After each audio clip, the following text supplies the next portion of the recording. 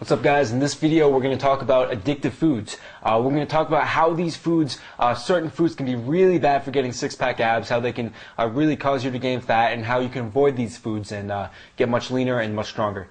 So Mike, kick us off. Why is it so important to learn about addictive foods?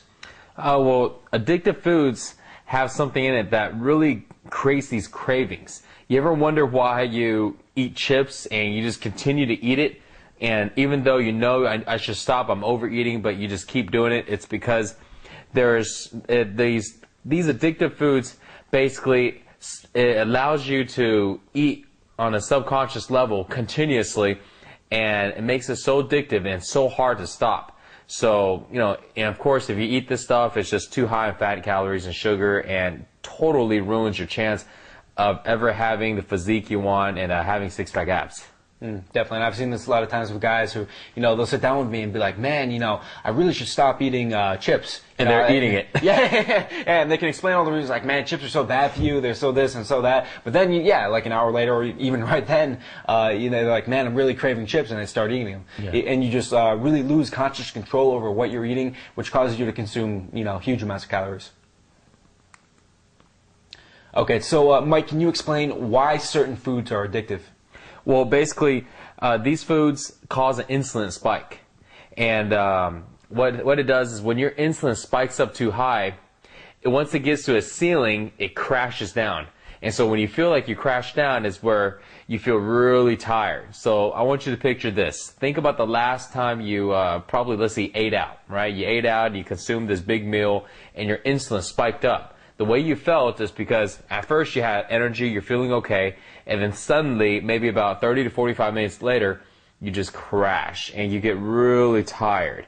So what happens is it's a cycle. It spikes up your insulin, and then once it crashes, you'll need more food. You'll need more stimulants to go ahead and spike your insulin back up just so it crashes again.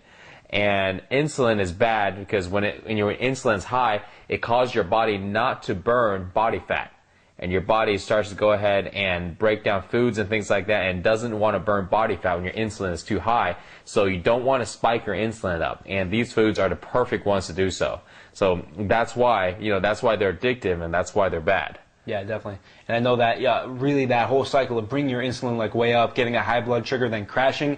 And then when you crash, you feel so low energy, so you crave more junk food. Yeah. Which again leads to another crash, and it's such a vicious cycle, which is very difficult to escape from. Exactly. And actually, one good example, which I feel is kind of a pretty good illustration of the way that food addiction works, is in the documentary Super Size Me with Morgan Spurlock. The McDonald's one, right? Yeah, exactly. And if you haven't seen this, you can actually watch it for free on Hulu.com, HULU.com, and you can see exactly how the food addiction works. You can see, before he started on the 30-day experiment where he ate McDonald's 3 meals a day every day, he was eating a pretty healthy diet, and he looked pretty good. But the first time when he first started, he started right away with a supersized orange soda, supersized fries, and a Big Mac. And he ate it all, and you could tell while he was eating it, he was enjoying it.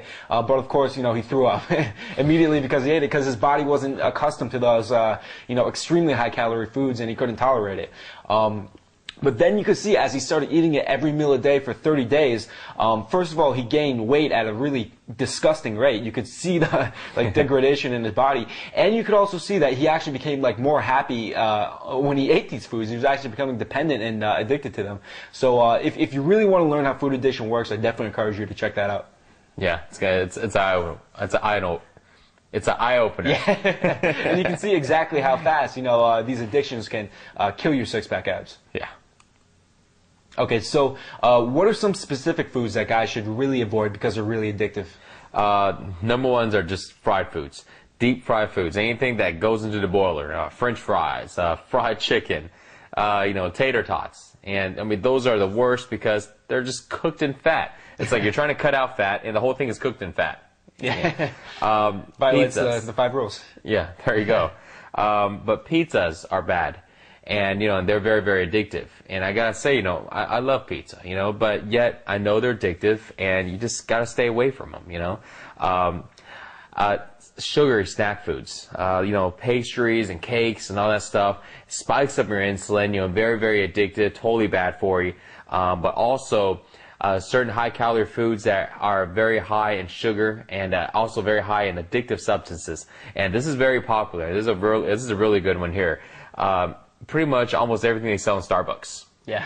You know, all the lattes, all the little cookie stuff. I mean, those are the worst. And look how well Starbucks is doing. There's one in like every corner. So that tells you that everybody's consuming this stuff and they're just killing their bodies. You know, and why do you think people are so dependent on Starbucks? I mean, that's like the number one thing. Oh, I need to go get me a Starbucks this and a Starbucks that. It's like crack to them, you know. Oh man, and they get all pissed. Oh, I didn't have my Starbucks today. Yeah. It's like, Jesus, man. I mean, yeah, and they don't really see, you know, on the outside of you when you don't drink Starbucks, you're looking at this person like, man, this guy really needs his Starbucks. It's beyond the coffee now. Yeah. So. And you can actually see, you know, with like, you know, people who are addicted to cigarettes, you know, they're addicted to the very specific brand. They gotta have it, and if they don't have it, you know, their whole day is screwed up. Yeah. Starbucks is pretty similar. You know, they're addicted to a specific brand. They gotta have it, and on top of the addiction to the substance, you know, it's obviously the calories on top of that. Right. Definitely.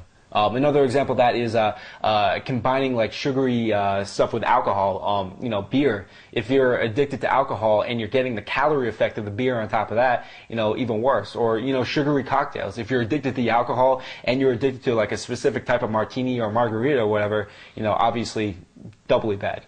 Yeah. Yeah. The calories are so high in those. I mean, it's so much extra calories and stuff. It's unbelievable. Nobody really even adds it up when they're getting hammered in the bar. You know? Exactly. Yeah. Like the last thing you're thinking about is, oh, I wonder, this was like 140, and that's, you know what I mean? Yeah. Nobody was going to think about that.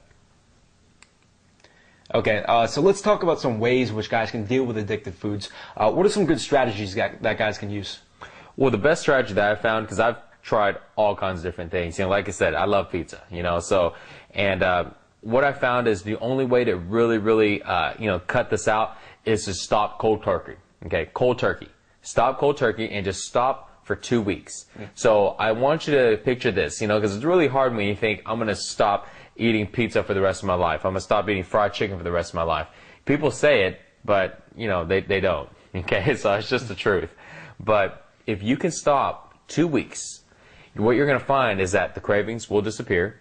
Okay, and the addiction disappears, which is why the cravings disappear. So, and it also allows your body to almost cleanse itself. So then if you decide to introduce it to your diet, you know, you will probably at one point, you're going to find that your body's going to kind of reject it now. Your body's like, oh, you know, it doesn't feel right. You know, you may get diarrhea, your stomach may start hurting right away. And, you know, that's your body telling yourself, hey, I don't need this crap anymore, you know. And so do it for 2 weeks, and trust me, you will have these same effects, and, you know, you'll solve your own addiction, you know. But you just got to stick to it for 2 weeks. Don't do what I tried before, which is, you know, cut down the portions, because that's kind of like feeding, you know, somebody crack a little at a time, you know. I'll just smoke a little bit of crack today. Yeah. And so, you know, if you stop cold turkey, trust me, after 2 weeks, just tell yourself this, and this is what I did before. You know, just tell yourself, you know what? If I want it after 2 weeks, it'll still be there, okay? But give it a shot, and you'll find that at the end of that 2 weeks, you're not going to crave it anymore. Yeah. So that's the best way to do it. Yeah, definitely. And think about it like, you know, somebody trying to quit cigarettes. You know, if someone's smoking a pack and they try to go down to half a pack, that typically doesn't work because they smoke, you know, half a pack and then their nicotine cravings are still there, so they end up smoking the full pack. And they have the cigarettes right there in their pocket to, you know, to smoke. Anytime, you know, it's just right there. The whole situation is just set up in a bad way. But, you know, if they could just go, you know, like a few weeks without smoking cigarettes, then once they went through that withdrawal, then the cravings would be dramatically reduced. It's like putting drugs at a drug rehab center and going, hey guys, just go ahead and use a little bit of it, and you know, slowly your addiction will start to go down. Yeah. So yeah, but yeah, just do that. That would definitely help, and that is the way I found to be most effective. Yeah. Okay, so what are some action steps that guys can take to start dealing with addictive food?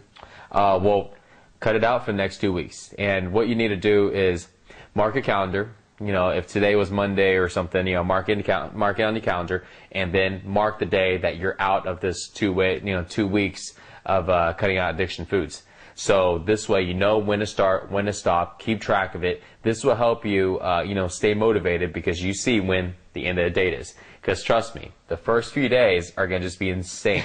Okay, you're going to go, yes, I can do it. And by the second day, you're going, oh my God, you know, where's my crack? You know, where's my Starbucks? And so when you look at the calendar, you're like, okay, I can do it. You know, it's not that long. I can see the day that I can go break free and just, you know, break into a Starbucks and drink everything they got. And, you know, and what happens is, you know, after the few days, you know, that starts to go away. It starts to lessen. And by the second week, you know, beginning of the second week, it's not as bad anymore. And you're like, you know, I'm getting there. Yeah, I may still have a Starbucks, but I don't feel that I need to as much. And you'll find at the end of the 2 weeks, you'll be like, you know what?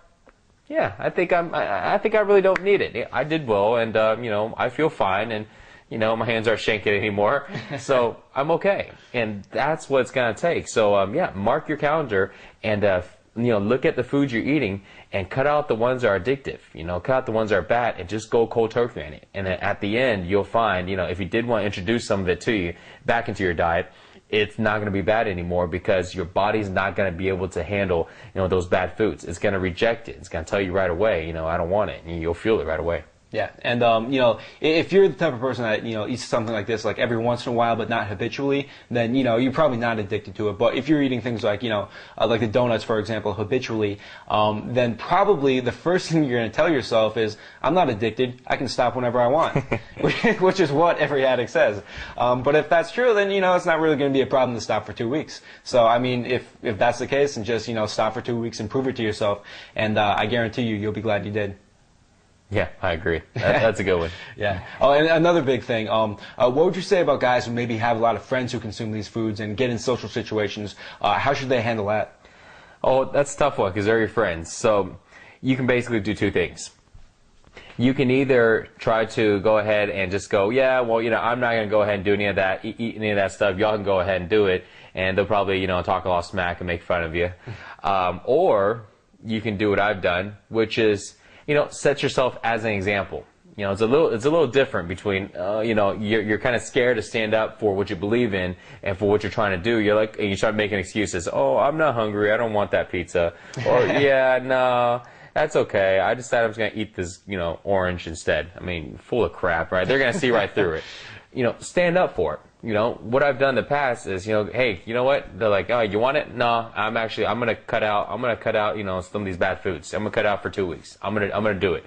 They may go ahead and give you some grief and, you know, and talk, you know, talk their talk, but stand up to it. And then after a few days, when they see that you're sticking to it, they're going to look up to you. They're going to be like, whoa, you know, hey, Mike's actually doing it. You know, maybe I should try it. Because, you know, they actually know that the foods they're eating are bad. Yeah. It's just that because they're so addicted to it, they just figured, well, you know, I don't know how I can stop it. I'm just going to continue what I'm doing. You know, just as long as I'm still alive, I think I'm fine. Yeah. You know, set yourself as an example. And you'll find that not only will they stop giving you grief, and they'll probably end up maybe trying to do it because, you know, you're giving them that belief. You're giving that belief that, hey, you know, if he can do it, you know, I think I can do it. You know, and then it becomes like this, you know, like this group thing. You know, hey, when y'all go out, instead of everybody picking out and bad stuff, where everybody contributes and talk about, hey, let's go ahead and, you know, eat something healthy. Yeah. You know, it becomes like the new cool thing. You know, so that's what works. You know, I'd say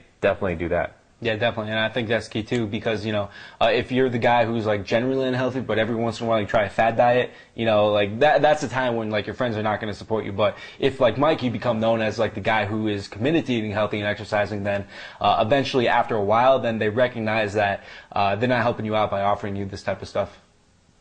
Yeah, exactly. Okay, so that's it for Addictive Foods. You know, I hope you guys learned a lot from this video and really cut these foods from your diet, and we'll see you in the next video. Mark your calendar, guys. Mark your calendar.